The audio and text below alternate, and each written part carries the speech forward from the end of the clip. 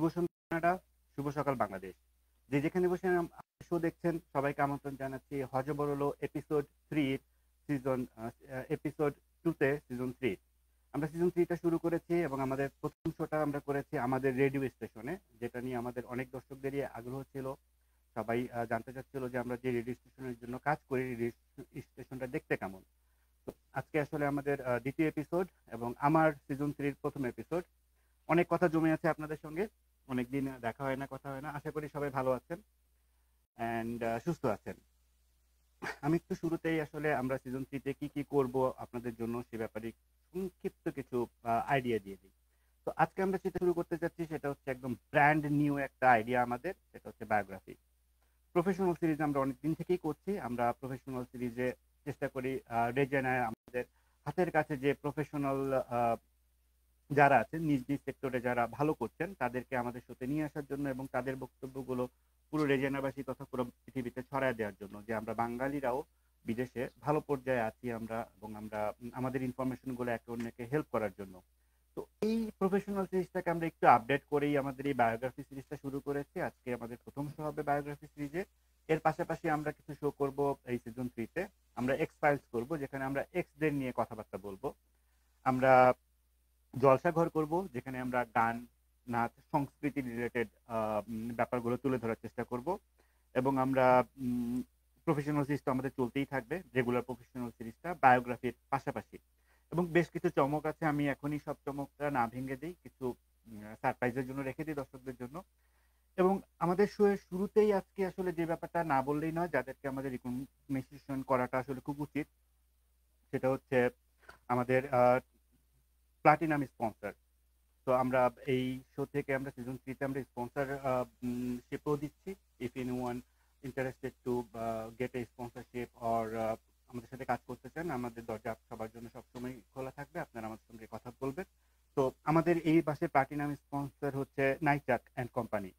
নাইচাক and company আমাদের Rezana ভিত্তিকই company, এবং এই কোম্পানিটা 1993 সাল থেকে কাজ করে যাচ্ছে।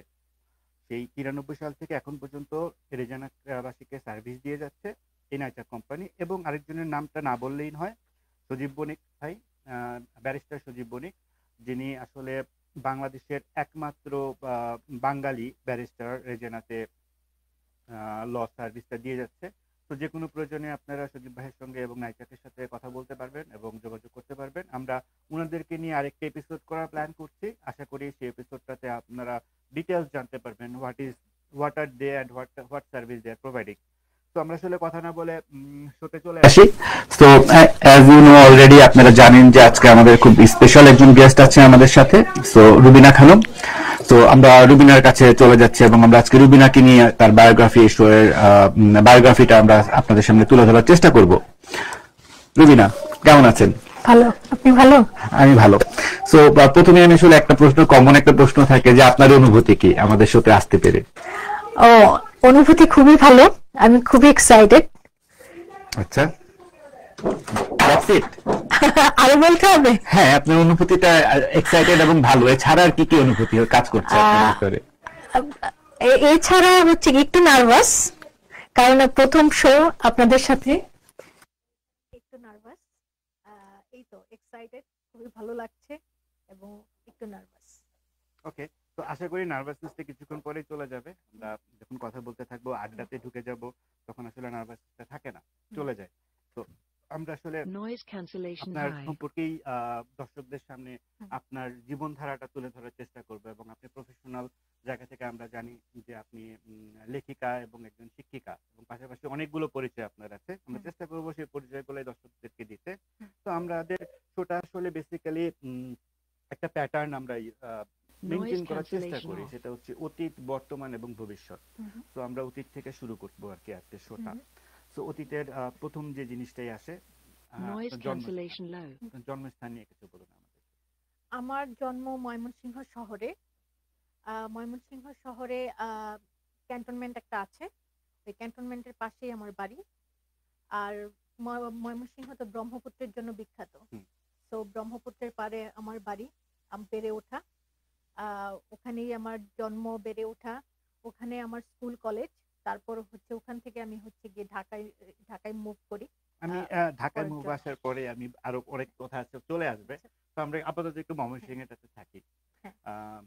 ময়মনসিংহে যে আপনার জন্ম, স্কুল কি, কোন স্কুল ছিল আপনার? আমার স্কুল ছিল বিদ্যাময়ী স্কুল, কলেজ ছিল মুমিনুন্নেসা কলেজ। কলেজ। স্কুল সম্পর্কে একটু বলেন, আপনার স্কুল জীবনটা, স্কুলটা আপনার কেমন ছিল? স্কুল জীবন খুবই ভালো ছিল। বিদ্যাময়ী স্কুল তো খুবই বিখ্যাত, ময়মনসিংহের একটি বিখ্যাত স্কুল। হুম। তো ওখানে আমি হচ্ছে গিয়ে ভর্তি হই ক্লাস 6-এ। এর আগে হচ্ছে গিয়ে আমার ২টা স্কুল ছিল। নাজমা কিন্ডারগার্টেন আর হচ্ছে গিয়ে মুসলিম গার্লস স্কুল ছিল। তো নাজমা কিন্ডারগার্টেনে আমি হচ্ছে গিয়ে নার্সারি পর্যন্ত পড়ি। শুধু নার্সারি পড়ি ওখানে। তারপরে ওখান থেকে হচ্ছে মুসলিম গার্লস স্কুলে যাই। ওখানে ক্লাস 5 পর্যন্ত পড়াশোনা করি। তারপর হচ্ছে ওখান থেকে বিদ্যাময়ী স্কুলে যাই। ওখানে ক্লাস 6 থেকে ক্লাস 10 পর্যন্ত পড়াশোনা করি। বিদ্যাময় স্কুল থেকে আপনি এসএসসি পাস করেছেন। হ্যাঁ। আচ্ছা, আমাদেরকে একটু বলবেন আপনার ফ্যামিলি এবং আপনার বাসার এনভায়রনমেন্টটা কেমন ছিল ছোটবেলায়, স্কুল পর্যন্ত, স্কুল লাইফে? স্কুল লাইফে বাসার এনভায়রনমেন্ট খুবই ভালো ছিল। আম আমরা আমার আমরা ৩ ভাই, আমি ১ বোন। তো হচ্ছে গিয়ে আমি বাবা-মার এবং পরিবারের খুবই আদরের একজন মানুষ। ৩ ভাইয়ের ১ বোন, স্বাভাবিক। হ্যাঁ, হ্যাঁ। খুবই আদরের একজন মানুষ। আমি যখন ছোট ছিলাম তখনও আমি একমাত্র বাচ্চা ছিলাম আমার পরিবারে। আচ্ছা। তো একমাত্র বাচ্চা হিসেবে আমি প্রচুর আদর এবং ভালোবাসা পেয়েছি সবার কাছ থেকে এবং স্টিল পাচ্ছি। আ তো আমার পরিবেশ, বলবো যে বেড়ে ওঠার যে পরিবেশ সেটা খুবই ভালো ছিল। আমি খুবই লাকি। কোলে কোলেই বড় হয়েছেন বলতে হ্যাঁ, গেলে। হ্যাঁ। আ আ আপনার কথা প্রসঙ্গে আমি বলি, সেম জিনিসটা আমারও ছিল, কিন্তু হুম। আপনার থেকে আমার ডিফারেন্সটা হচ্ছে আমি না আমার পুরো ফ্যামিলির সবচেয়ে বড়। আচ্ছা, বড় ছিলাম যে আচ্ছা। মানে আমার সময় আমার বাকি যারা কাজিনরা বা আমার বোনও আমার ছোট, তো আমি হুম, বড় হুম। ছিলাম। তো আমিও কোলে কোলে বড় হয়েছি, কিন্তু বড় হিসাবে আর কি। আচ্ছা। এনিওয়ে, আপনার জন্য আমার পরবর্তী প্রশ্ন। হুম। আচ্ছা, শৈশবে কি এমন কোনো ঘটনা বা এমন কোনো ব্যাপার ঘটেছিল যেটাকে আজকের রুবিনা খানম তৈরিতে হেল্প করেছে আপনাকে? আ জি। ঘটনা অনেকগুলি আছে। কিন্তু ওকে। এর মধ্যে একটি ঘটনা আমি বলব, সেটা হচ্ছে আমার মা। হুম। আমার মা হচ্ছে পড়তে ভালোবাসে। তো আমার পড়াশোনার যে আমার মায়ের কাছ থেকেই আসা। তো আমার মা হচ্ছে গিয়ে রাতের খাবারের পরে বই নিয়ে বসতেন এবং আমরা ৩ ভাই, আমার মা এবং আমি রাতের খাবারের পরে দেখা যেত আমাদের সবার হাতে একটা করে বই। আমরা বই পড়ছি। এই যে ২ ঘন্টা ৩ ঘন্টা বই পড়ছি যতক্ষণ না ঘুমানোর সময় হচ্ছে। তো ওই ঘটনা আমাকে এখন পর্যন্ত করে প্রভাব ফেলে আমার জীবনে। ওই পড়াশোনার যে অভ্যাসটা, সেটা আমার মায়ের কাছ থেকেই আসা। ওই দ্যাটস ভেরি ইন্টারেস্টিং যে ছোটবেলায় আপনারা ৩-৪ ভাই বোন হ্যাঁ, মা সহ বসে গল্পের বই ঘুমানোর আগে করছেন। হ্যাঁ, হ্যাঁ। সো দ্যাটস ইজ অ্যাকচুয়ালি আসলে খুব এই লেখিকা বা শিক্ষিকা হওয়ার বা বেসটা তখনই মনে হয় তৈরি হয়েছে, রাইট? তখনই তৈরি হয়েছে। হ্যাঁ। ওকে। এর পাশাপাশি একটা প্রশ্ন অটোমেটিকলি চলে আসে। আসলে পড়ালেখা করতে কেমন লাগতো? আপনি মনে হয় খুব পড়ালেখাতে খুব ভালো রেজাল্ট বা ভালো করতেন নাকি? না, আমি পড়ালেখা করতে ভালোবাসতাম না। একদমই না। মানে টেক্সট বুক? টেক্সট বুক পড়াশোনা করতে একদমই আমার ভালো লাগতো না। আচ্ছা, ওকে। কিন্তু স্কুল আমার খুবই ভালো লাগতো। স্কুল, কলেজ জীবন আমার খুবই ভালো কেটেছে। হুম। খুবই ভালো লাগতো। কিন্তু পড়াশোনা করতে ভালো লাগতো না। ওকে। মানে গল্পের বই অ্যান্ড খেলাধুলা, স্কুল ফান, ইটস ওকে। পড়াশোনা মানে পড়াশোনা না, টেক্সট বুক একদমই ভালো না, লাগতো না। না, ওকে। তো লেখালেখি, গল্প বলা, অভিনয় এইসব কিছুর টান কি আসলে আপনার ছোটবেলা থেকেই ছিল? না। এগুলোর টান ছোটবেলা থেকে ছিল না। ছোটবেলায় আমি কখনোই চিন্তা করি নাই যে আমি লিখবো কখনো। আ এগুলি আম এ এগুলি চিন্তাভাবনাটা আ আসছে বড়বেলায় আসলে। বড়বেলা থেকেই কাজগুলি শুরু করা। ওকে। সো আসলে আমরা ছোটবেলা থেকে বড়বেলাতে চলে আসবো এখনই। হুম।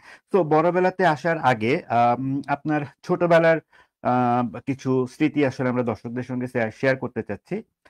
তো আমি একটু শেয়ার করছি। ১ টা মিনিট।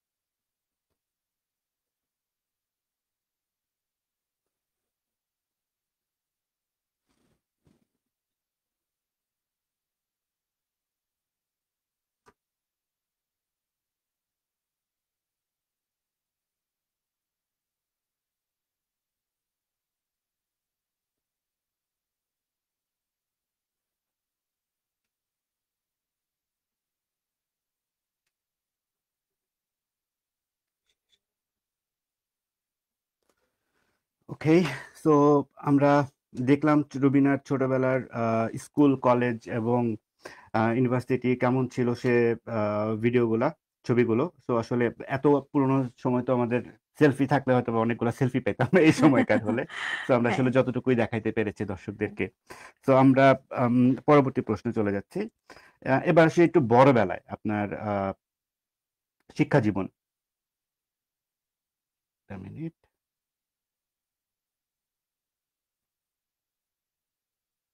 ওকে, সো আমরা কলেজ পর্যন্ত শুনেছি। সো আপনার হুম। ইউনিভার্সিটি জীবন নিয়ে আমাদেরকে একটু বলবেন।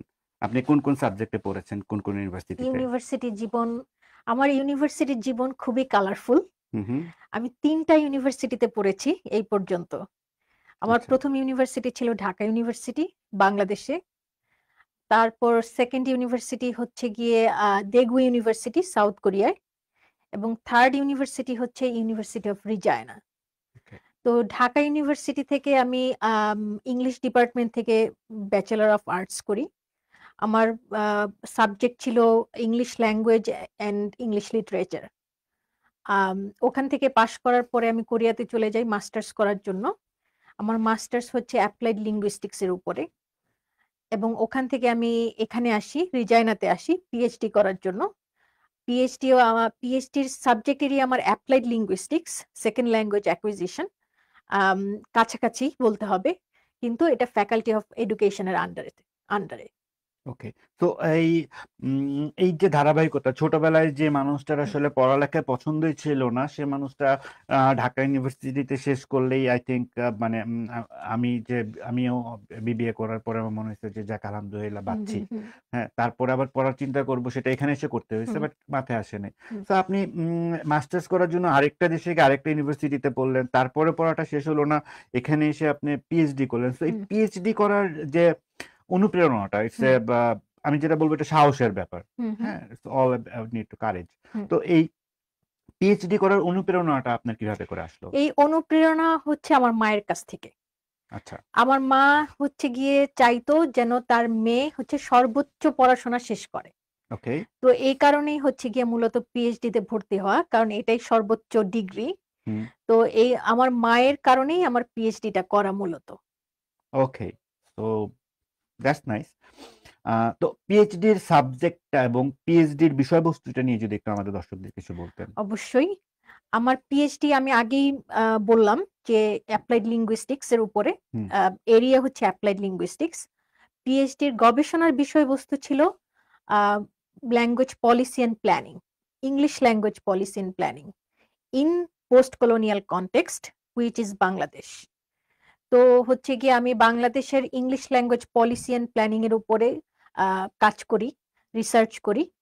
তো ওটার উপরেই আমি হচ্ছে গিয়ে আমার ডিসার্টেশনটা লিখি। ওকে। পিএইচডিটা পুরোটা প্রসেস ডে 1 থেকে শেষ করে যেদিন আপনি সার্টিফিকেটটা পেয়ে গেলেন, এই হুম, সময়টুকু কতদিন আপনার সময় লেগেছিল? ৬ বছর। ৬ বছর। হ্যাঁ। ওকে। সো ৬ বছর শুধু পিএইচডির জন্যই ওকে এনিওয়ে আমার জন্য দ্যাট উইল বি টাফ। আমার ১ বছরের একটা কোর্স করতেই আমার এনিওয়ে হ্যাঁ, that's why maybe there is a difference. That's why maybe you হ্যাঁ, আর হ্যাঁ। Rubina and I am Imdad. Okay. শিক্ষা জীবনে আপনার কোনো শিক্ষক বা মেন্টর কি ছিল যে আপনার জীবনে অনেক প্রভাব বিস্তার করেছিল? হ্যাঁ, জি, জি। আমার পিএইচডি সুপারভাইজার ডক্টর অ্যান্ড্রিয়া স্টারজাক। ওকে। আ সে হচ্ছে গিয়ে ফ্যাকাল্টি অফ এডুকেশন এর প্রফেসর এবং বর্তমানে সে হচ্ছে গিয়ে associate vice president of research. তো অ্যান্ড্রিয়া হচ্ছে গিয়ে আমার জীবনে অ্যান্ড্রিয়ার প্রভাব অনেক বেশি। সে হচ্ছে গিয়ে আমার সুপারভাইজার, মেন্টর এবং ফ্রেন্ড, কলিগ। তো আম অ্যান্ড্রিয়া যা করে আমি তাই ফলো করি। মানে আমার জীবনে অ্যান্ড্রিয়ার ভূমিকা অনেক বেশি। আচ্ছা। মানুষের জীবনে অনেক সময় এরকম লোক থাকে না যে আপনার হচ্ছে খুব রিলায়েবল একজন পারসন থাকে আপনার জীবনে। আপনি ওই পারসনটা আপনাকে যা বলছে আপনি সেটাই বিশ্বাস করছেন। হুম। এবং সে যেভাবে বলছে সেটাই সেভাবেই কাজটা করছেন। অ্যান্ড্রিয়া আমার জীবনে ঐরকম। তো অ্যান্ড্রিয়া যা বলে আমি তাই বিশ্বাস করি, তাই ফলো করি এবং সেভাবেই কাজ করার চেষ্টা করি। ওকে। তো ও এন্ড সে কি আপনার মেন্টর এই পুরো ৬ বছরই সেই ছিল আপনার সেই মেন্টর? ছিল। হ্যাঁ। ওকে। That's thing. তো আমি আসলে রেজিনার পিএইচডির আগে একটা জিনিস মিস করে গেছি। আসলে কোরিয়া, আপনি হুম যখন কোরিয়াতে ছিলেন, হুম হুম সো কোরিয়াতে আপনি মাস্টার্স করেছেন। হুম সো সো কোরিয়াতে আপনার কোরিয়ার জীবনটা এবং কোরিয়ার মাস্টার্স করার যে সময়টা, ওই হুম। কোরিয়া নিয়ে ওই সময়টুকু নিয়ে একটু আমাদের দর্শকদেরকে কিছু বলেন। আহ, কোরিয়াতে হচ্ছে গিয়ে আমি যাই 2008 সালে। 2008 সালের অগাস্টে যাই। আমার সেমিস্টার শুরু হয় সেপ্টেম্বর থেকে। তো ওখানে যাই মাস্টার্স করতে, এবং আমি স্কলারশিপ পেয়েছিলাম। আমার টিউশন ফি ও পুরাটাই ফ্রি ছিল। তো টিউশন ফি আমাকে দিতে হয় নাই। প্লাস আমি টিচিং অ্যাসিস্ট্যান্ট ছিলাম, রিসার্চ অ্যাসিস্ট্যান্ট ছিলাম, যার কারণে হচ্ছে টিউশন ফিটা আমার জন্য ফ্রি ছিল কমপ্লিটলি। তো কোরিয়ার জীবন খুবই ভালো ছিল। আমি পড়াশোনার পাশাপাশি হচ্ছে গিয়ে কাজ করতাম। আমি হচ্ছে গিয়ে ইংলিশ টিচার ছিলাম। তো ইংলিশ টিচার হিসেবে আমি হচ্ছে গিয়ে দেগু ইউনিভার্সিটিতে কাজ করি, এবং ওখানকার যে ইংলিশ একাডেমি গুলি ছিল, ওরা বলে হাগুয়ান। তো হাগুয়ান গুলিতে আমি কাজ করতাম। ওখানে এলিমেন্টারি একটা স্কুল ছিল, সেই এলিমেন্টারি স্কুলেও আমি ছিলাম কয়েক বছর। ওখানে ইংলিশ পড়িয়েছি।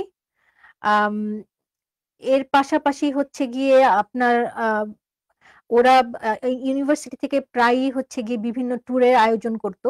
তো কোরিয়া এইভাবেই দেখা হয়েছে আসলে, বিভিন্ন ট্যুরের মাধ্যমে। তো কোরিয়ার সময়টা কতদিন ছিলেন টোটাল? কোরিয়াতে ছিলাম 3.5 বছর। 3.5 বছর। হ্যাঁ। ওকে। তো এই 3.5 বছরে আপনি আপনার মাস্টার্স ডিগ্রিটা কমপ্লিট করেছেন। আসলে মাস্টার্স ডিগ্রি কমপ্লিট করি 2 বছরে। হুম। এরপর ওখানে আমি আসলে পিএইচডির জন্য ভর্তি হয়েছিলাম। ওকে। ওখানে আমি 1 বছর পিএইচডি করি। তো আমার যে ওখানকার যে মেন্টর ছিল, সে আমাকে সাজেস্ট করে যে তুমি এখানে পিএইচডি কমপ্লিট করো না, তুমি হচ্ছে অন্য কোনো কান্ট্রিতে চলে যাও যেখানে বেটার অপরচুনিটি আছে। এই কারণেই হচ্ছে, উনার কারণেই কানাডা চুজ করা আমার। ওকে, সো সেখানেও আপনার যে মেন্টর যে ছিলেন, হ্যাঁ। সেও আপনার জীবনে অনেক বড় একটা ভূমিকা অবশ্যই। রেখেছেন। অবশ্যই। ওকে। হ্যাঁ। সো আশা করি আপনি যখন কারো মেন্টরস হবেন, so hmm, you will also make any difference in their life too. অবশ্যই। আমরা এই ব্যাপারে আসতেছি, আপনি হ্যাঁ। স্টুডেন্টদের ব্যাপারে আমরা আসবো। তো এর পরবর্তীতে যে হুম প্রশ্নটা যেটা থাকবে সেটা হচ্ছে যে আপনার শিক্ষকতা, মানে আমাদের মেইন টপিক আসলে এখন যে হুম হুম আসছি, যেটা আসলে রুবিনা খানমকে রেজানাবাসী বা আপনার মেইন প্রফেশনই হচ্ছে আপনি একজন শিক্ষক। হুম তো ওটা থেকেই আপনার বায়োগ্রাফি এবং আমাদের সাথে কন্ট্যাক্ট এবং হুম এভরিথিং শুরু। হুম হুম। এই যে শিক্ষকতা, আপনার কখন মনে হয়েছে যে আপনি আসলে টিচার হবেন? জীবনের কোন সময়টাতে? খুবই ভালো প্রশ্ন। এটা হচ্ছে গিয়ে আমার এক পুরানো স্মৃতি আসলে মনে পড়লো। তো আমি হচ্ছে গিয়ে তখন ঢাকা ইউনিভার্সিটিতে পড়ি।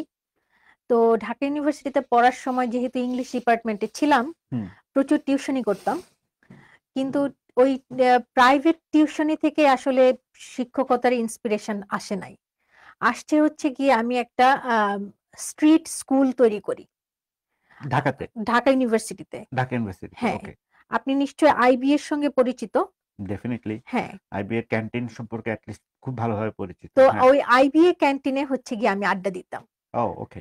তো আইবিএ ক্যান্টিনে যত বাচ্চা ছেলেরা কাজ করত, ওর মধ্যে একজন ছেলে আমাকে একদিন অ্যাপ্রোচ করে যে আপু আমাকে আহ, পড়াশোনা শিখান। তো আমি হচ্ছে গিয়ে ওই একজনকে দিয়ে শুরু করি স্কুল। ওর দেখা দেখি আইবি এর সব ছেলেরা, যতগুলি ছেলে ওখানে কাজ করত, সবাই আমার স্কুলে জয়েন করে। তো ওখানে আমার স্কুলে দেখা গেছে যে 10 থেকে 12 জন ছেলে আমার স্কুলে প্রতিদিন সন্ধ্যায় তারা আসতো, এবং আমি ওদেরকে পড়াতাম। তো ওখান থেকেই আসলে আমার শিক্ষকতার ইন্সপিরেশনটা আসে আমার কাছে। আমার কাছে মনে হয়েছে যে হ্যাঁ, শিক্ষক হিসেবে আমি হয়তোবা ভালো করতে পারবো। ওকে। তো আপনার জীবনে আইবি এর ক্যান্টিন বয়, হুম হি সে আসলে আপনার ভিতরে এই জিনিসটা বা এই কনফিডেন্সটা গ্রো করিয়েছে যে hmm yeah you can be a teacher, hmm hmm right? Um hmm I hmm. Not wrong? Yeah. Okay. So এই এই জায়গার পরে আপনি আহ, বিদেশে এসে আপনি কোরিয়াতেও আপনি টিচার হিসেবে ছিলেন, হুম এখানেও হুম। আছেন। সো তখন টিচিং প্রফেশনটা আসলে কেন চুজ করেছিলেন? কোরিয়াতে হ্যাঁ। কোরিয়াতে হচ্ছে গিয়ে কাজের জন্য টিচিং প্রফেশনটা চুজ করেছিলাম। কারণ হচ্ছে গিয়ে আমার পজিশনে ছিল টিচিং অ্যাসিস্ট্যান্ট এবং রিসার্চ অ্যাসিস্ট্যান্ট। তো টিচিং অ্যাসিস্ট্যান্ট হিসেবে আমাকে তো আন্ডার গ্রাজুয়েট স্টুডেন্টদেরকে পড়াইতে হইতো। আচ্ছা। তো ওখান থেকেই আসলে টিচিংটা শুরু। তারপরে যেহেতু আমি ইংলিশে পড়াশোনা করেছি এবং ইংলিশে পড়াশোনা করছিলাম ওখানে, তো ইংলিশের একটা চাহিদা সাউথ কোরিয়ায় আছে, প্রচুর আছে।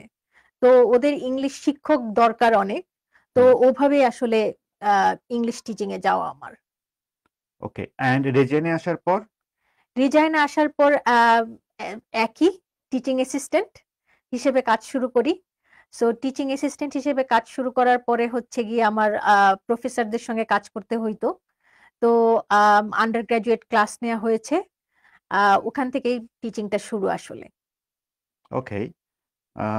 তো এখন আমি সবচেয়ে গুরুত্বপূর্ণ প্রশ্নগুলোর একটা, হুম, বর্তমানে আপনি হুম, রেজেনা ইউনিভার্সিটিতে কোন ডিপার্টমেন্টে এবং পড়াচ্ছেন এবং কি কি সাবজেক্টে আপনি ক্লাস নেন? আপনার এই আচ্ছা, প্রফেশনটা সম্পর্কে একটু যদি আমাদের আচ্ছা। দর্শকদেরকে বলতেন। আমি হচ্ছে গিয়ে ইউনিভার্সিটি অফ রিজাইনার ফ্যাকাল্টি অফ এডুকেশনে আছি। হুম, হুম। ইনস্ট্রাক্টর হিসেবে আছি। ইনস্ট্রাক্টর হিসেবে হচ্ছে গিয়ে আমি আন্ডার গ্রাজুয়েট এবং গ্রাজুয়েট সব ধরনের ক্লাস আমি পড়াই। আন্ডার গ্রাজুয়েটে যতগুলি ক্লাস আপনার আছে সেটা হচ্ছে গিয়ে মাল্টিলিঙ্গুয়ালিজম, সোশ্যাল জাস্টিস, ট্রিটি এডুকেশন, কারিকুলাম, এগুলো মূলত ক্লাস আমি পড়াই আন্ডার গ্রাজুয়েটে। আর গ্রাজুয়েট ক্লাসে আমি পড়াই হচ্ছে সেকেন্ড ল্যাঙ্গুয়েজ অ্যাকুইজিশনের উপরে যতগুলো ক্লাস আছে ওখানে আমি সেকেন্ড ল্যাঙ্গুয়েজ অ্যাকুইজিশনের উপরে ক্লাসগুলি নিয়ে থাকি সাধারণত। অ্যান্ড সপ্তাহে কয়টা ক্লাস এবং ক্লাসগুলো কি কিভাবে নিচ্ছেন? ক্লাস সম্পর্কে যদি একটু কিছু বলতেন আম আরো। যেমন ধরেন আমি আ উ গত উইন্টার সেমেস্টারে আমার ৪ টা ক্লাস ছিল। ৪ টাই আন্ডার গ্র্যাজুয়েট ক্লাস ছিল। আ আমার এই স্প্রিং এ হচ্ছে একটা ক্লাস পড়াচ্ছি আমি মাল্টিলিঙ্গুয়ালিজম এর উপরে এবং ফলে আমি ৩ টা ক্লাস নিবো এবং নেক্সট উইন্টারে আমি ৩ টা ক্লাস নিবো। প্লাস হচ্ছে গিয়ে আমি ১২ জন স্টুডেন্টকে সুপারভাইজ করব। ওকে। তো এই সুপারভাইজ থেকে আসলে মনে আসলো, হুম, এটা আসলে পরে আসার কথা ছিল যদিও। যাই হোক এনিওয়ে, হুম। আমরা জানতে পেরেছি যে খুব রিসেন্টলি আপনার একটা প্রমোশন হয়েছে ইউনিভার্সিটিতে। হ্যাঁ, রাইট? হ্যাঁ, ওকে। যদিও ওটার ট্রিট আমরা এখনো ফুলফিল ভাবে পাইনি। হ্যাঁ, তো এনিওয়ে, হ্যাঁ, তো এই যে প্রমোশন যেটা হলো হ্যাঁ। রিসেন্টলি এবং এখন আপনি কোন পোস্টে আছেন এবং এই প্রমোশনটা কিভাবে করে হয়েছে এই সম্পর্কে একটু বলুন আমাদের। আচ্ছা, আমি হচ্ছে গিয়ে আমি হচ্ছে ফ্যাকাল্টি অফ এডুকেশনে সেশনাল লেকচারার হিসেবে ছিলাম প্রায় ৮ বছরের উপরে। তো সেশনাল লেকচারার হিসেবে থাকার পরে হচ্ছে গিয়ে আমি ইন্সট্রাক্টর হিসেবে জয়েন করব এই জুলাই থেকে। আম ইন্সট্রাক্টর আ হি ইন্সট্রাক্টরের এবং রোল আসলে একই, প্রায় একই। কিন্তু হচ্ছে গিয়ে আমাকে এখানে পড়াতে হবে। প্লাস হচ্ছে গিয়ে আমাকে স্টুডেন্ট সুপারভাইজ করতে হবে। প্লাস কিছু একাডেমিক কমিটিতে আমাকে কাজ করতে হবে ইন্সট্রাক্টর হিসেবে। ওকে। সেশনাল লেকচারার হিসেবে আমাকে কোনো স্টুডেন্ট সুপারভাইজ করতে হয় নাই এবং কোনো একাডেমিক কমিটিতে আমার বসতে হয় নাই। শুধুমাত্র টিচিং নিয়েই আমি ব্যস্ত ছিলাম। ওকে। সো একটু আগে যেটা বলছিলাম যে হুম, আপনার আপনি যখন নিজে মেন্টর হবেন দেন আপনার সাথে যারা থাকবে আই বিলিভ যে তারাও ইন ফিউচারে আপনার কথা বলবে। অবশ্যই। আশা আশা করি। করি। হ্যাঁ। বাট ঠিক আছে। তো আমার পরবর্তী প্রশ্নটা হচ্ছে, ওকে, আপনি যখন ক্লাসে পড়ান, হুম, হ্যাঁ? যখন আপনি অ্যাজ এ স্টুডেন্ট, ইউনিভার্সিটির স্টুডেন্টকে অ্যাজ এ টিচার যখন আপনি পড়াচ্ছেন, হুম, সো ওই সময়টার আসলে আপনার চিন্তা ভাবনাগুলো কি থাকে বা আপনি কি ফিল করেন যখন আপনার সামনে ইউনিভার্সিটির everyone is matured, hmm, so ক্যান্টিনের বাচ্চাদের পড়ানো অ্যান্ড হুম, একটা ম্যাচিউর কিছু মানুষজনকে পড়ানো, hmm, hmm, hmm. What is the difference? আপনার কি ফিল হয় তখন? ক্যান্টিনের বাচ্চাদের যখন পড়িয়েছি তখন তো তাদের কোনো লিটারেসি ব্যাকগ্রাউন্ড ছিল না। হুম, তাদেরকে শুরু করতে হয়েছে আপনার বর্ণমালা পরিচয় থেকে। তাই না? কি এ এখন ইউনিভার্সিটির স্টুডেন্ট যাদেরকে আমি পড়াচ্ছি এদের তো একটা লিটারেসি ব্যাকগ্রাউন্ড আছে। এদের অলরেডি একটা ব্যাকগ্রাউন্ড নলেজ নিয়ে আসছে। হুম। তো ওদেরকে পড়ানোটা অনেক ইজি আমার জন্য। এবং ওরা যেহেতু অ্যাডাল্ট স্টুডেন্টস, ওদেরকে পড়ানো অনেক ইজি বিকজ ওরা অলরেডি ম্যাচিউর স্টুডেন্টস। আম এই কারণে ক্যান্টিনে যাদেরকে পড়িয়েছি তাদের সাথে যদি আমি কম্পেয়ার করতে যাই, এটা অবশ্যই কম্পেয়ার হয় না আসলে। আমি আসলে প্রশ্নটা ঠিকভাবে করতে পারিনি। আমি প্রশ্নটা একটু ভেঙে করি। হুম, তো ম্যাচিউর যে আপনি যখন স্টুডেন্টদেরকে পড়াচ্ছেন, হুম। তো দুষ্টু স্টুডেন্ট থাকে না? বা থাকে। আপনি যখন পড়াচ্ছেন তখন আপনার মানে কি ফিল করেন যে আপনি একজনকে মানুষকে শিখাচ্ছেন একটা ইউনিভার্সিটিতে টিচারদেরকে? So what you are feeling that time? Feeling feeling বলতে আপনি আসলে কি বলতে চাচ্ছেন? আমি আসলে বুঝাতে চাচ্ছি যে হ্যাঁ, আপনি যখন টিচার হিসেবে দাঁড়াচ্ছেন, হ্যাঁ, যেমন এখন আমি হোস্ট হিসেবে আপনার সঙ্গে হ্যাঁ, ইন্টারভিউ নিচ্ছি। হ্যাঁ? হুম, আমিও নিজেও কিছুটা নার্ভাস ফিল করছি হুম, একসময়। হুম, যে ওকে, সো পিএইচডি অ্যান্ড ব্লা, ব্লা, ব্লা, আপনার অনেকগুলো আমি হুম, একটা হুম, মানুষের ইন্টারভিউ নিচ্ছি।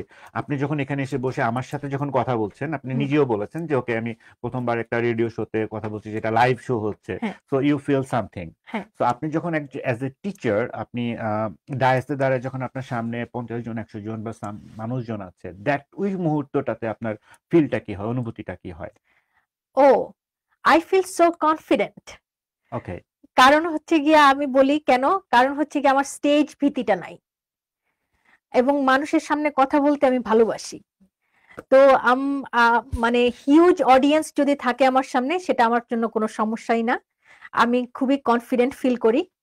আম এবং কথা বলতে ভালো লাগে আমার আ হিউজ অডিয়েন্স এর সামনে। তো ও ও ওখানে কোনো নার্ভাসনেস আমার কাজ করে না। ওকে। এবং আমি জানি যে আমি আমার ফিল্ডে আমি এক্সপার্ট এবং আমি নলেজেবল। সো কনফিডেন্সটা আমার ওখান থেকেই আসে। দ্যাটস অ্যাকচুয়ালি আমার প্রশ্নের এটাই ছিল। Thank you. আচ্ছা, সো এখন খুবই গুরুত্বপূর্ণ একটা প্রশ্ন করতে যাচ্ছি আপনাকে। হুম, সেটা হচ্ছে যে আপনি অনেকগুলো ইউনিভার্সিটির এবং অনেকগুলো দেশের শিক্ষা ব্যবস্থার সঙ্গে সরাসরি কাজ করে আসছেন। হুম, হুম, সেটা বাংলাদেশ এবং ঢাকা ইউনিভার্সিটির মতো মানে বাংলাদেশের সর্বোচ্চ বিদ্যাপীঠ আসলে ঢাকা ইউনিভার্সিটি আমরা ধরি এবং আক্ষরিক অর্থে সেটাই। হুম, তো বাংলাদেশের সর্বোচ্চ শিক্ষা ব্যবস্থায় কাজ করে, পড়ালেখা করে শেষ করে, কোরিয়ার শিক্ষা ব্যবস্থা করে এখন কানাডা শিক্ষা ব্যবস্থার একদম কোর জায়গাটাতে আপনি আছেন, হুম, হুম, কাজ করছেন। হুম, তো এই সবকিছু মিলিয়ে আপনার বাংলাদেশের শিক্ষা ব্যবস্থা এবং এখানকার শিক্ষা ব্যবস্থা হুম, অ্যান্ড মাঝখানে কোরিয়ার এই কম্পারিজন যদি আপনাকে করতে বলা হয়, হুম, সেক্ষেত্রে আপনার কোন, কোন ব্যাপারগুলো ভালো লেগেছে এখানে এবং কোন, কোন ব্যাপারগুলো আসলে ভালো লাগেনি? এই ব্যাপারগুলো হুম, নিয়ে একটু হুম। কথা বলুন আমাদের সাথে। আম আসলে কম্পেয়ার আসলে হয় না, সত্যি কথা বলতে। আচ্ছা। বাংলাদেশের সঙ্গে কম্পেয়ার আসলে হয় না। বাংলাদেশের শিক্ষা ব্যবস্থা আমাদের শিক্ষা ব্যবস্থা তো আসলে আমরা ব্রিটিশ শিক্ষা ব্যবস্থা ফলো করি। আম তো কোরিয়াতে যেটা ছিল সেটা হচ্ছে আমেরিকান শিক্ষা ব্যবস্থা। আম এখানে হচ্ছে কানাডিয়ান শিক্ষা ব্যবস্থা। ৩ টা শিক্ষা ব্যবস্থা ৩ ধরনের। তো ৩ টার সঙ্গে আসলে আমার মনে হয় কোনো কম্পেয়ার চলে না। তো কিন্তু আমি যে বিষয়টা আমার এখানে ভালো লেগেছে, যেটা আমি বলব, সেটা হচ্ছে গিয়া আপনার ছাত্র এবং ছাত্রছাত্রী এবং শিক্ষকের মধ্যে সম্পর্কটা। আ এখানে আমরা শিক্ষক হিসেবে আমরা খুবই আ রিলায়েবল। আ আমরা স্টুডেন্টকে অনেক সাপোর্ট দেই। সব ধরনের সাপোর্ট দেই। শুধু শিক্ষা জীবনের সাপোর্ট না, মেন্টাল হেলথ বলেন সেটার সাপোর্টও আমরা দিয়ে থাকি। তো আম আমি বলব যে যেমন আমার মেন্টরের কথা বললাম, সুপারভাইজারের কথা বললাম, ডক্টর অ্যান্ড্রিয়া স্টারজাক।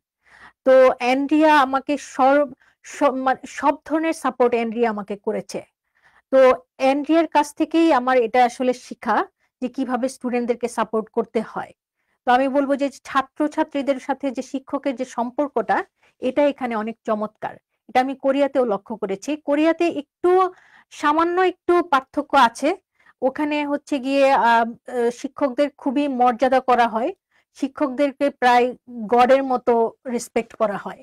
তো ওখানে একটু ওই রেসপেক্ট এর জায়গা থেকে একটু ডিসট্যান্স চলে আসে। কিন্তু এখানে ওই ডিসট্যান্সটা আসলে নাই। আপনি যদি আপনার সম্পর্ক বিল্ড আপ করতে চান আপনার টিচারের সাথে, আপনি সেটা করতে পারবেন। ওকে। Thank you. আমাদের এই দেওয়ার জন্য। আ এই সেগমেন্টের এই শিক্ষকতা নিয়ে আসলে আপনার কাছে আমার শেষ প্রশ্ন। হুম, আমি যদি টিচার হইতে চাই, হুম। না, আমি টিচার হতে পারব না। প্রশ্নটা ভুল হয়ে গেছে। এনিওয়ে, রেজিনার কেউ একজন বা আপনার কোন একজন স্টুডেন্ট যদি হ্যাঁ, টিচার হ্যাঁ। হইতে চায় বা রেজিনাতে যে আসছে, যে বাংলাদেশী টিচার ছিল বা হ্যাঁ। Anyone want to be a teacher. Hmm, hmm. So এখানে টিচিং প্রফেশন এ আসতে হলে কি, কি করতে হয় এবং কি, কি যোগ্যতা লাগে বা প্রসেসটা কি? এই সম্পর্কে একটু বলুন। আচ্ছা। এটা আপনি যে প্রশ্নটা করেছেন আসলে এটা অনেকটা বড় প্রশ্ন। আচ্ছা। এটার উত্তর হচ্ছে গিয়ে অনেক উত্তরের মানে দিতে গেলে আমাকে অনেক ডিটেইলে দিতে হবে। কিন্তু আমি একটু ছোট করে বলি। হ্যাঁ, প্লিজ। সেটা হচ্ছে গিয়ে আমাদের আ অনেক ধরনের প্রোগ্রাম আছে। কিন্তু সবগুলি প্রোগ্রামকে আমি যদি ভাগ করতে যাই, তাহলে আমি ৩ টা প্রোগ্রামের কথা বলব। একটা হচ্ছে ব্যাচেলর, মাস্টার্স, পিএইচডি। তো এখন আপনি হচ্ছে গিয়ে একজন বাংলাদেশী যদি টিচার হতে চায়, সে আসলে আম কি ধরনের টিচার হবে? ওই কি ধরনের টিচার হবে এটার উপরে ডিপেন্ড করছে সে কোন প্রোগ্রামে যাবে। ওকে। আ ঠিক আছে। তো ওই ডিটেইলস এ গেলে আসলে বেশি ডিটেইলস হয়ে যাবে। আমি তাহলে একটু ভেঙে, ভেঙে প্রশ্নগুলা হুম, করি। হুম। ওকে। সো কেউ যদি টিচিং এর প্রফেশন এ মানে এজ এ প্রফেশনাল দিতে চায়, তো এই জবটা এটা তো জব। হ্যাঁ, বেসিক্যালি যেটা হলো স্যালারি দিচ্ছে। হ্যাঁ। তো এই জবে সার্কুলার তো নরমালি অন্য জবগুলোর মতোই ইউনিভার্সিটি দিয়ে থাকে, রাইট? কি ধরনের জবের মানে এজ এ সার্কুলার? ওদের ইফ এনিওয়ান আপনি যদি ছেড়ে দেন জবটা, হ্যাঁ, সো ওদের একটা টিচার দরকার। হ্যাঁ, সো এটা তো ওরা সার্কুলার দিবে হ্যাঁ, ইউনিভার্সিটি হ্যাঁ, থেকে। অ্যাডভার্টাইজমেন্ট দিবে। ওকে। সো ওই যে অ্যাডভার্টাইজমেন্টের পরে কেউ যখন এপ্লাই করবে তার কি রেগুলার যোগ্যতার পাশাপাশি কানাডিয়ান কোনো সার্টিফিকেট বা কানাডিয়ান কোনো এডুকেশনাল ব্যাকগ্রাউন্ড থাকতে হয়? এখন কেউ যদি আমার পজিশনে জব পেতে হুম, চায়, হুম। তাহলে তার পিএইচডি থাকতে হবে। মাস্ট। ওকে। পিএইচডি থাকতে হবে এবং তার পিএইচডি যদি হচ্ছে গিয়ে এখান থেকে থাকে, তাহলে তো খুবই ভালো। আ অন্য দেশ থেকে থাকলেও ভালো। কিন্তু আমার মনে হয় তার পিএইচডি যদি বাংলাদেশ থেকে থাকে, হুম। এমফিল করা থাকে বা মাস্টার্স করা থাকে, তাহলে তার আবার কোন একটা ডিগ্রি এখানে নিতে হবে। পিএইচডি করতে হবে এখানে। ওকে। অ্যান্ড রিক্রুটমেন্ট প্রসেসটা তো নরমালি অন্যান্য জবে যেভাবে কেউ রিক্রুট করে সেম ভাবে কি রিক্রুটমেন্ট হয়? আপনারা যখন রিক্রুটমেন্ট হন অ্যাজ এ টিচার? না, ইউনিভার্সিটিতে টিচার হিসেবে আপনি হ্যাঁ, বলছেন তো? জি, জি, জি। হ্যাঁ, ইউনিভার্সিটিতে যদি টিচার হতে চাই আমি, তাহলে অনেকগুলি প্রসেসিং এর মধ্যে দিয়ে যেতে হয়। যেমন আমি যখন সেশনাল লেকচারার থেকে ইন্সট্রাক্টর পজিশনে আমার গেলাম, হুম। তখন হচ্ছে গিয়ে আমার ইন্টারভিউ ছিল ফুল ডে ইন্টারভিউ ছিল। ওকে। তো ওখানে ছিল আমার একটা ১ ঘন্টার প্রেজেন্টেশন ছিল। ওখানে যে সার্চ কমিটি ছিল, তাদের সাথে ইন্টারভিউ ছিল আমার ১ ঘন্টার। আমার ডিনের সাথে ইন্টারভিউ ছিল। ৩ টা ৩ টা প্রসেসিং এর মধ্যে দিয়ে ৩ টা স্টেজেস এর মধ্যে দিয়ে আমাকে যেতে হয়েছে। Okay. So processing and recruitment প্রসেসও বাংলাদেশ থেকে এখানে অনেকটুকুই ভিন্ন। ভিন্ন। ওকে, আমার আসলে এটাই জানানোর ইয়ে ছিল যে এখানে অ্যাজ এ টিচার যারা ইউনিভার্সিটিতে যে টিচিং হিসেবে হুম, আসবে তারা যে রিক্রুটেড হচ্ছে এই জবটার জন্য হুম, সে প্রসেসিং টোটালি ডিফারেন্ট। ডিফারেন্ট। ওকে। যদি সময় থাকে আমরা টিচিং নিয়ে আরো কথা বলবো। হুম, আপনার সঙ্গে আসলে অনেকগুলো কথা বাকি রয়ে গেছে এখনো। লেখালেখি নিয়ে আসলে কথা বলিই নি। আচ্ছা। আপনি তো শিক্ষকের পাশাপাশি আপনি একজন লেখকও। জি। ওকে। সো ১ম প্রশ্নটা এখানে চলে আসে অটোমেটিকলি। হুম। লেখালেখির প্রতি আপনার আগ্রহটা কিভাবে জন্মালো? কিভাবে শুরু হলো? আগ্রহটা কিভাবে জন্মালো আসলে এটার কোনো আ আ স্পেসিফিক অ্যান্সার নাই আমার কাছে। হুম, কিভাবে জন্মালো? এটা হচ্ছে গিয়ে হঠাৎ করেই শুরু। আম চিঠি লিখতাম, খুবই চিঠি লিখতাম। বন্ধুদের কাছে চিঠি লিখতাম। বন্ধুরা চিঠি লিখতো আমার কাছে। তো ওই চিঠি লিখার মাধ্যমে লেখালেখিটা শুরু আমি বলব আসলে। তো আ ওখান থেকেই শুরু। তারপরে মনে হলো যে হ্যাঁ, আমি তো গল্প বলতে পারি। আ ছোট গল্প বলতে পারি। ছোট গল্প পড়তে ভালোবাসি অনেক। তো ছোট গল্প পড়তে যেহেতু ভালোবাসি, সেহেতু মনে হলো যে হ্যাঁ, লেখা ট্রাই করে দেখি লিখতে পারি কিনা। তো একদিন লেখা শুরু করলাম। ছোট গল্প একটা হয়ে গেল। তো ওটা পাবলিশ করে ফেললাম। সেটা কোন সালে? সেটা হচ্ছে গিয়ে ২০০৮-২০০৯ ওকে, সালে। So it's a long time. Hmm, okay. লেখালেখি নিয়ে এবং আপনার আরো সোশ্যাল অ্যাক্টিভিটি নিয়ে হুম, আমরা আরো কিছু কথা বলবো। হুম, এর মধ্যে আসলে আপনার ইউনিভার্সিটির এবং আপনার বর্তমান জীবনযাত্রা নিয়ে আমরা কিছু জিনিস রেকর্ড করেছি। তো হুম, সুপ্রিয় দর্শক মণ্ডলী, আমরা আসলে এই রুবিনা খানমের বায়োগ্রাফিতে আছি এবং বায়োগ্রাফির কিছু আ উনার বর্তমান জীবনযাত্রা এবং উনি ক্লাস করছেন, কি করছেন সেগুলো নিয়ে আসলে আমরা কিছু ধারণ করার চেষ্টা করেছি আপনাদের জন্য। আসলে জানি না কতটুকু হয়েছে। As this is our first try. তো আমি জানি যে আমাদের দর্শকরা আমাদের প্রতি খুবই সদয়। যেহেতু আমরা এখন পর্যন্ত তেমন কোনো বকা-টকা খাই নাই হুম, দর্শকদের কাছে। তো দর্শক মন্ডলী চলুন আমরা দেখে আসি রুবিনা খানম কিভাবে করে তার জীবনযাত্রা পার করছেন।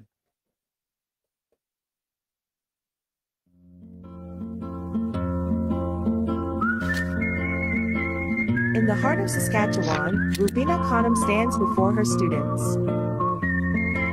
Not just as a teacher, but as a guide. Born in Mymensingh, Bangladesh, her journey has crossed borders. From South Korea to Canada, enriching her soul and her words. Her voice echoes through the lecture halls, but it's her heart that lingers, guiding, encouraging, empowering. Beyond the classroom, Rubina inspires reflection and self-discovery, nurturing voices as diverse as her own.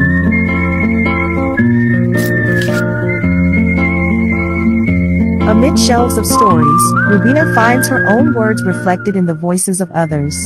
Here, she reconnects with readers, history, and the quiet power of literature.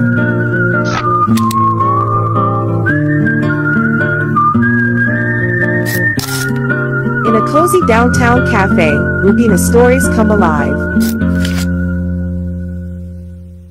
With pen or keyboard, she captures the nuances of memory, migration, and belonging.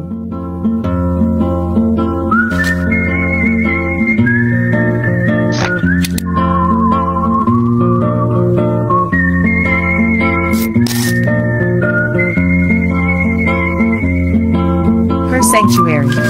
Surrounded by books and silence, Rubina breathes life into words that speak to resilience, identity, and the human spirit.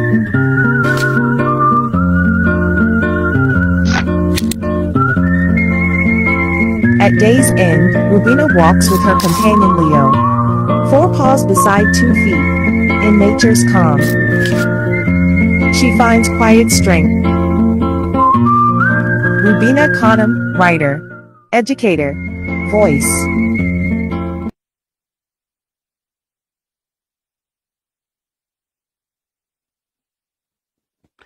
সুপ্রিয় দর্শক, আমরা আসলে ছোট্ট একটু চেষ্টা করেছি রুবিনা খানমকে আপনাদের সামনে তুলে ধরার জন্য।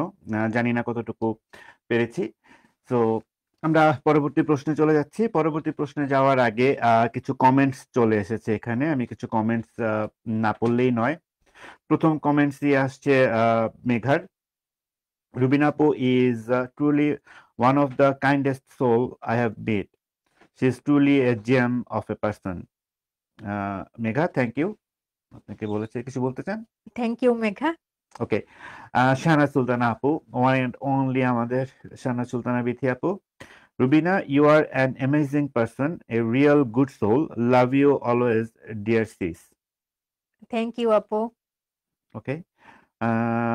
আরেকজন তুলি কমেন্ট করেছেন, Rubina Khanam, congratulation on your well deserved promotion from seasonal lecturer to instructor. Your dedication truly shines. So proud of you. Thank you so much. আমাদের সঙ্গে দেখছেন রম্য ভাই। রম্য ভাই, আমাদের সঙ্গে দেখার জন্য ধন্যবাদ।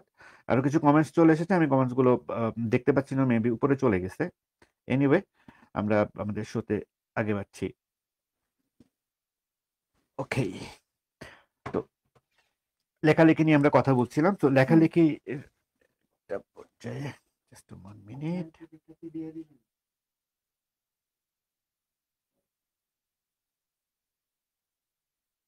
ওকে, সো আমরা জানি আপনি বাংলা এবং ইংরেজি 2 ভাষাতেই সমান, মানে সমপারদর্শী লেখার। তো এই যে 2 ভাষাতে যে আপনি লেখেন, ব্যাপারটা, এই ব্যাপারটা কি 2 ভাষাতে আসলে লিখতে হলে তো ভাবতেও হয় ডিফারেন্টলি। তো আপনি 2 ভাষাতে কিভাবে করে ভাবেন, ব্যাপারটা একটু বলেন তো আমাদের। কিভাবে ভাবি? আমি তো আসলে কনসিয়াসলি ভাবি তা বলা যাবে না। যে এখন আমি বাংলায় চিন্তা করব, এখন আমি ইংলিশে চিন্তা করব, ওভাবে তো আসলে করি না। হুট করে চলে আসে ভাবনা। যখন আমি হচ্ছে গিয়ে আপনার বাংলা ছোট গল্প লিখছি, তখন বাংলায় চিন্তা করছি। যখন আমি ইংরেজি পোয়েট্রি লিখছি, তখন ইংরেজিতে চিন্তা করছি। তো চিন্তাগুলি আসলে ন্যাচারালি চলে আসে। তো মানে আমি কনসিয়াসলি চিন্তা করে লিখি না যে আমি এখন বাংলায় চিন্তা করব কিংবা এখন ইংরেজিতে চিন্তা করব তারপরে লিখবো, ওভাবে আসলে আসে না। ওকে, সো আপনার সবচেয়ে প্রিয় লেখা কোনটা? আমার নিজের লেখা, হ্যাঁ, নিজের লেখা। আমার নিজের লেখা দুইটা আমার প্রিয় লেখা, দুইটাই ছোট গল্প।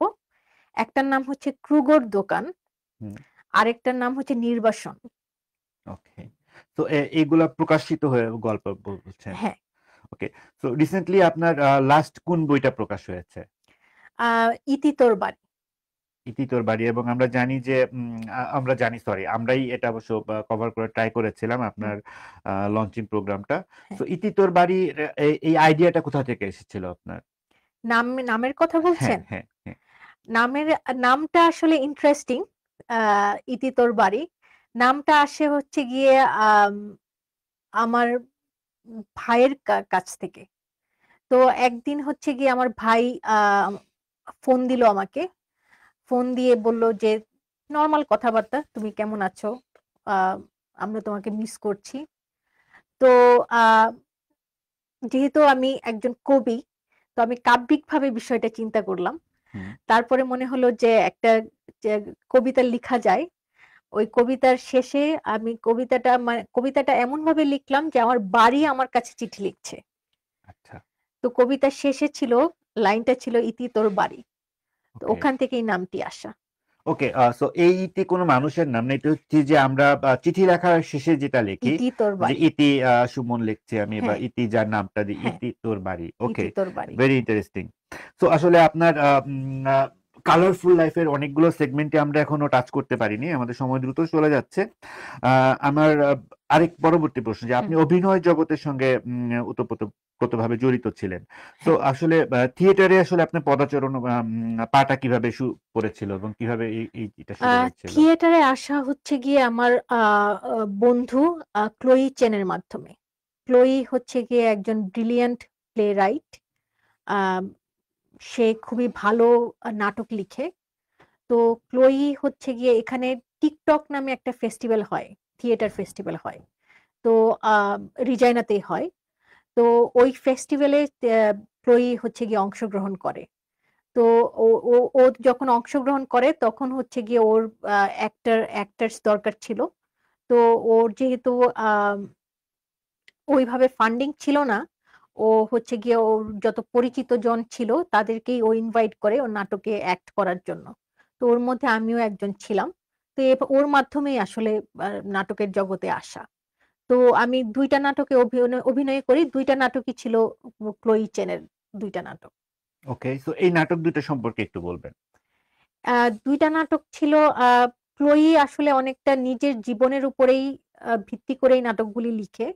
প্রথম নাটকটি ছিল হচ্ছে গিয়ে আম, আম, একজন আম, নারী, she killed herself and she met some other women after life.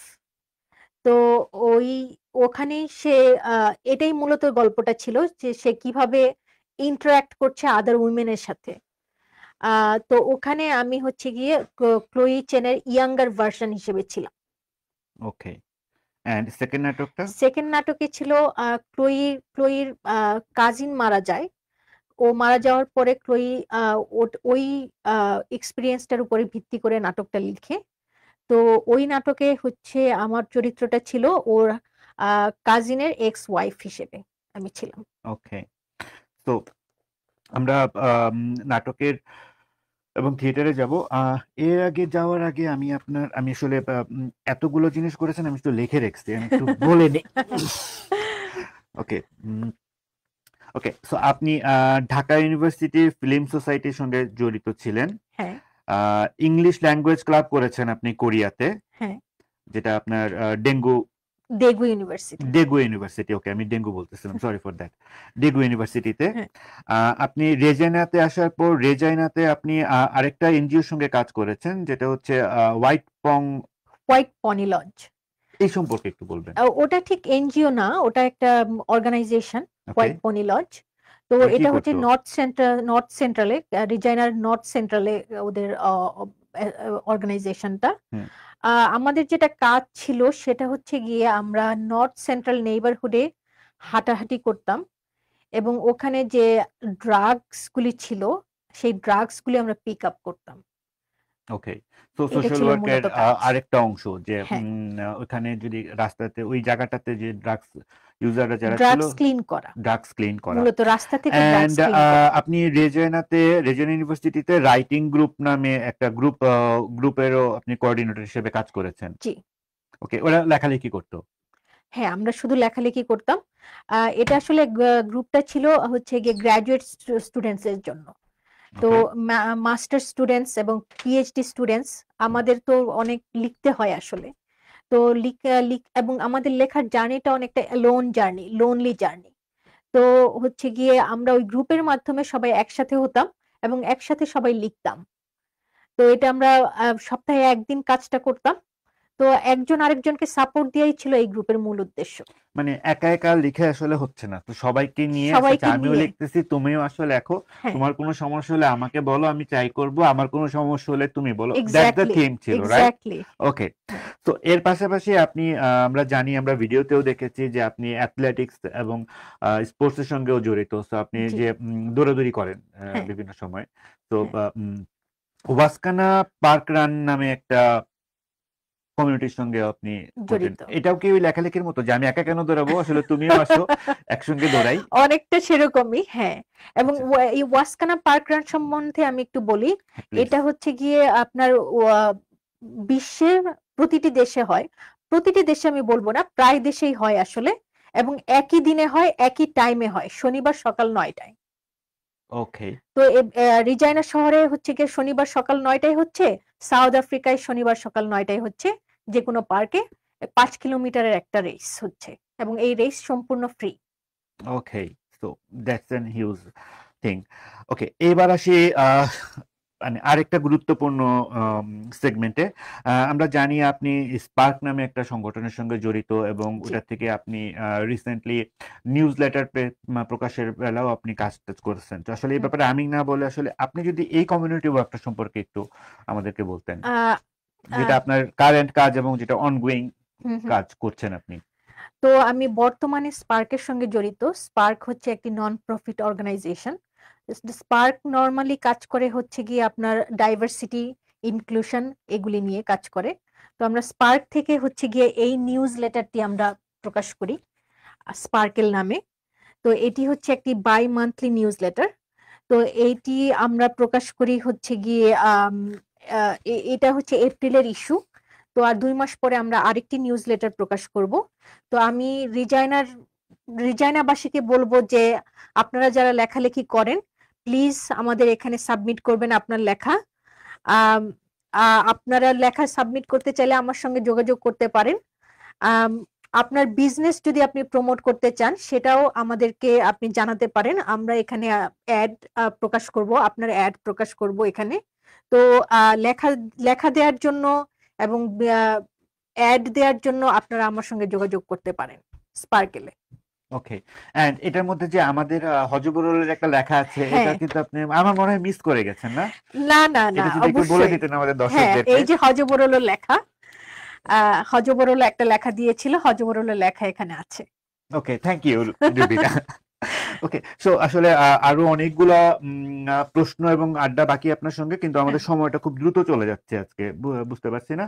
তো আমরা আসলে সুপ্রিয় দর্শক মন্ডলী, আমরা রুবিনার সাথে কথা বলছিলাম, রুবিনা খানম, যিনি একেধারে আমাদের আহ, শিক্ষক, লেখক, ক্রীড়াবিদ, অভিনেত্রী, অ্যান্ড অনেক সোশ্যাল ওয়ার্কার, অনেক কিছু উনি করছেন।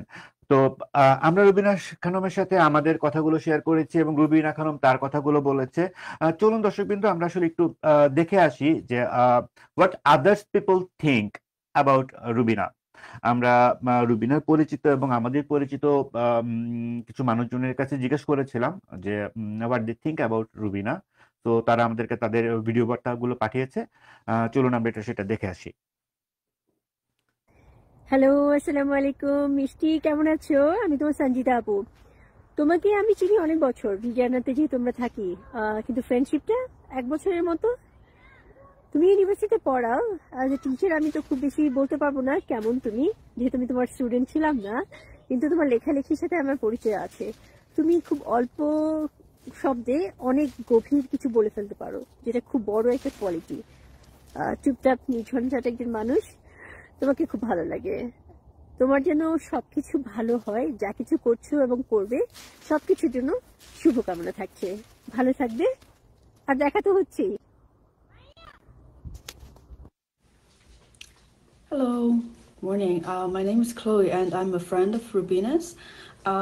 I've known Rubina since 2014, so we've been friends for over 10 years. Like super reliable, very good listener as a friend, like very supportive. The more I know Rubina, the more I feel like sometimes I feel like she's like those beautiful sea, you know, the sea. It's like ocean. She's like her personality more like an ocean. She has like this calm, beautiful, like deep blue, you know, color on top on surface, but like underneath, if you go, you know, deeper and closer, she has so many other aspects and so many other dimensions of her writing and everything. I know she writes quite a lot in Bengali, and but because I don't read Bengali, unfortunately, but I read a bunch of English poems and a short story she wrote, and I love her writing. I think it's very personal but very touching. It's personal but universal at the same time, like sharing personal feelings and how she sees the world actually connects other people, including me. So I think that's really, really awesome. So yeah, that's what I really love her as a friend. Dr. Rubina Khanum is an accomplished academic, a published writer, and a poet. Her work in language policy, education, and identity is insightful and inspiring for any aspiring academic. Despite the many hats she wears, she still finds time to take part in many social and community-based initiatives, the most recent one being the Sparkle newsletter. Hello everyone, আমি তনয়। And I'm Konika. আমরা মিষ্টি আপুকে চিনি over a decade. Mishti Apu, also known as Dr. Rubina Khanum, is a brilliant soul whose passion reaches far beyond her academia. She's a poet, a short storyteller, a filmmaker, and everything she creates is grounded in truth and in empathy. She leads with clarity, she leads with compassion and conviction. One of the many great things about Mishti Apu হচ্ছে Mishti Apu is very caring. She always liked to help others. আমরা যখন student ছিলাম, Mishti Apu's house was always open for everyone for a great adda. She always used to make food for everyone. Overall, Mishti Apu is a fantastic person. And thank you, Mishti Apu, for your friendship over the years. Thank you. Mishti Apu is always like my sister. And from the very beginning, she was very nice to me and my wife and all my friends. Mishti Apu is kind of mysterious, in my opinion. I have seen her to be vulnerable and strong at the same time. I have seen her to be dependent on certain cases and independent in other cases. And when she's in that two different stage, she is very prominent in both stages. So it is very mysterious to me. But overall, Mishti Apu is a really nice human being. And it is really nice to know her. And I am really big fan of her writing. So this is my message to Mishti Apu. It is always nice to know you, and I wish you all the very best. Bye.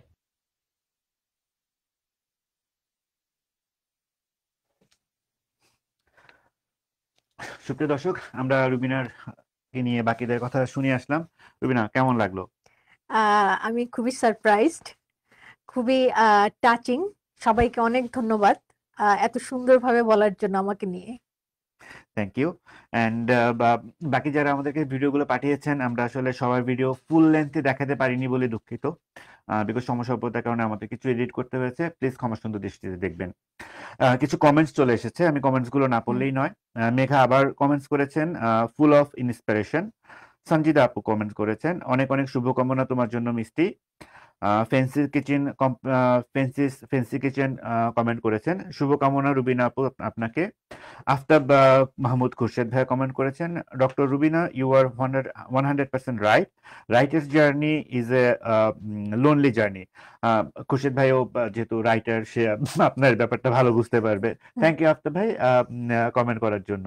কিছু বলতে চাচ্ছিলেন? অনেক ধন্যবাদ সবাইকে comment আচ্ছা, করার জন্য। আরেকটা কমেন্ট আছে, হ্যাঁ। Taskin Ara Orni. Orni, so proud of you আপু, love to hear from you.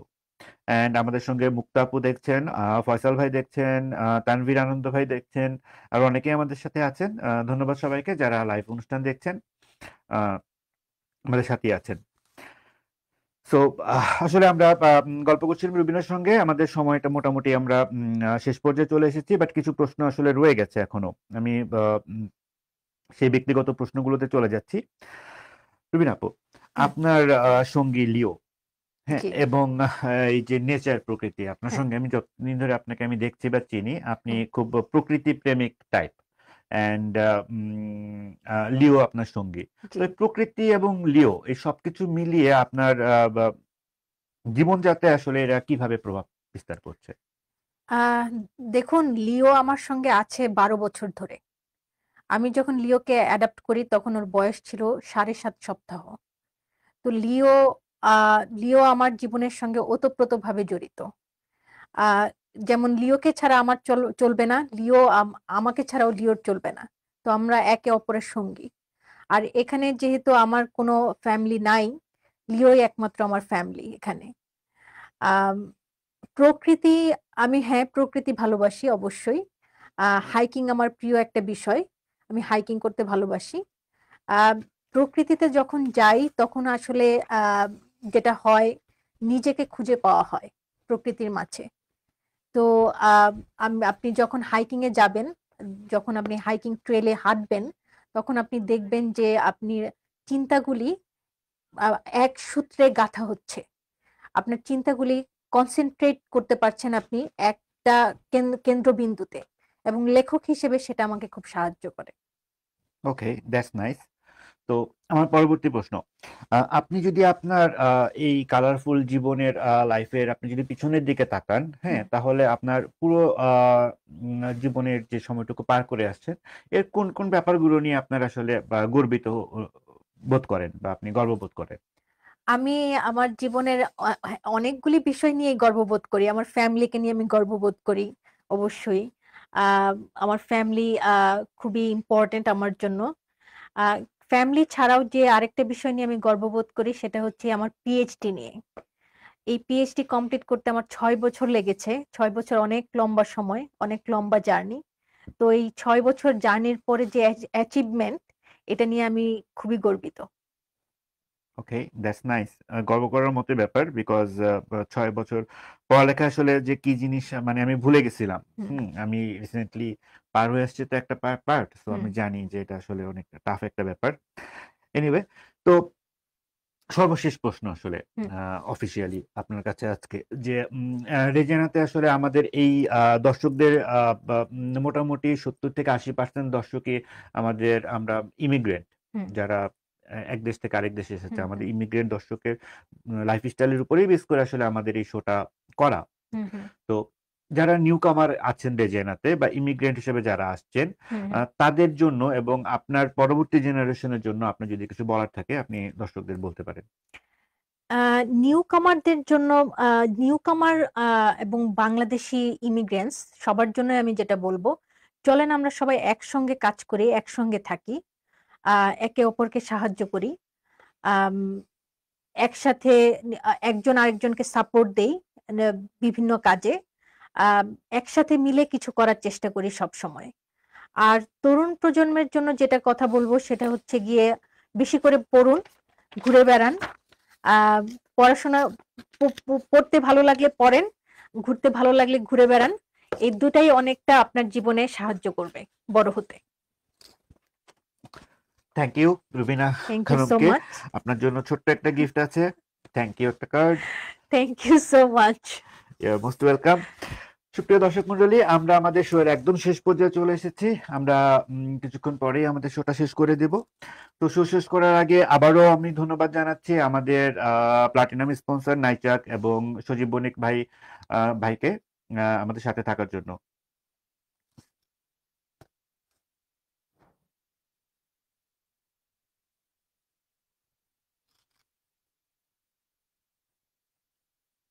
ওকে, তো সরি ফর দ্য গ্লিচ, ক্যামেরাটা একটু সমস্যা হয়ে গেছিল। তো সজীব বণিক ভাইকে আমাদের সাথে থাকার জন্য। অ্যান্ড সুপ্রিয় দর্শক মন্ডলী, আমাদের অনুষ্ঠান আমরা এখানেই শেষ করছি। রবিনা, যাওয়ার আগে কোনো কিছু বলতে চাচ্ছেন আপনি? সবাইকে অনেক ধন্যবাদ দেখার জন্য এবং আপনাদেরকেও অনেক ধন্যবাদ। আপনাকেও অনেক ধন্যবাদ, কষ্ট করে আমাদের শোতে এসেছেন। তো সুপ্রিয় দর্শক, দেখা হবে অন্য কোনো শোতে, অন্য কোনো সময়ে, অন্য কোনো গেস্টদের সঙ্গে। ততদিন ভালো থাকবেন, সুস্থ থাকবেন।